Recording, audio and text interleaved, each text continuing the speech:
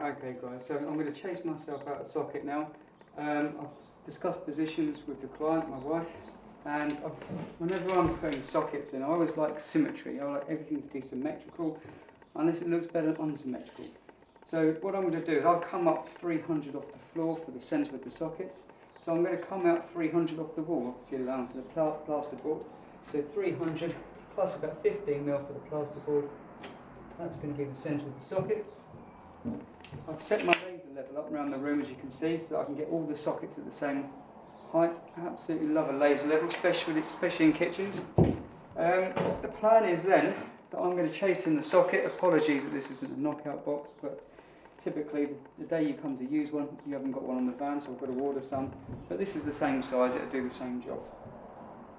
My plan is, because I want to be ahead of the plasterer, I'm actually going to chase this in and not wire it. I'm going to put some conduit in up to the socket, and I'm not going to wire it. In fact, what I'm going to use is this from Pete off of Beadmaster, and this goes over the front of the socket. The plasterer plasters it in, and then you cut this out afterwards. I think it's going to save me a lot of time, and I'm hoping that I can then wire it afterwards. No reason why I shouldn't. In order for me to chase this out, obviously I've got the correct PPE. Goggles are over there. In fact, I should get the goggles.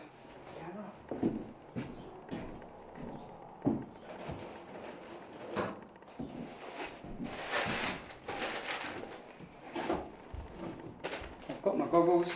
I always keep my goggles in a bag, wrapped up in a cloth, and in that way they're always clean and fresh and don't get scratched, so at least I can see what I'm doing.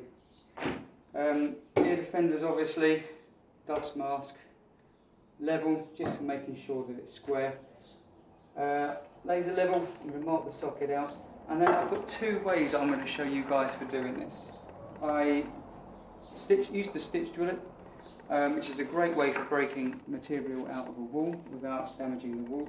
I see some people, get the gun tool in there, they start chiselling it all out. By the time they finish, they've got a huge hole that then the plasterer's got to fill. That's not fair to everyone.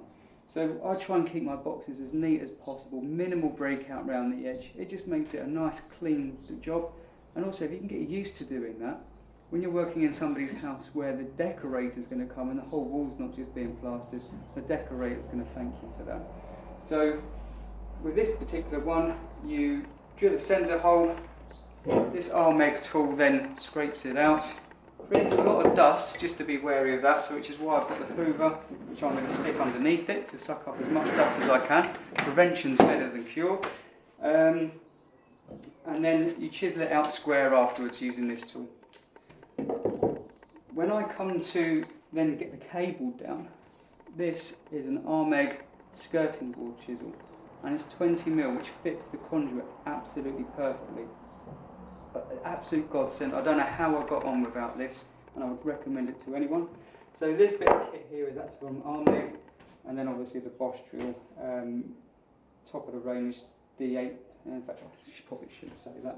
Just forget saying that. But the Bosch drill, which I personally like. Right, let's get on to it.